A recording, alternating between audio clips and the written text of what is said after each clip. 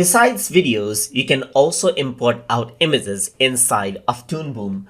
So to do that, you need to go around and click on File and then go around into, let's say for example, into Import right here. And then you need to click on Videos/Images as Clips.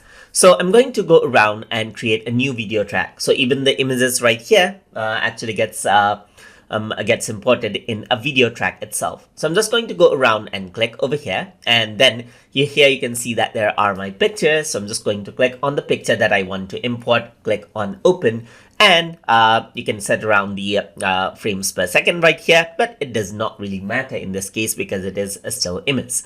So I'm just going to go around and press OK, and what happens is that there's this still image, as you can see right here. And for the still image, what you have is you got this right here. So I'm in the layer transform tool, so you can resize this according to how you want right here. And what you can do is you can expand this out to the length that you want. So since this is not a video, what happens is that you can change around the length of the clip according to how you want, just like that as well. So now what you can also do is bring in other images of your choice. So you can go around into File, you can go around, let's say go around into Import, click on Video Image as Clips, click on the Open File right here, click on this, so open this out.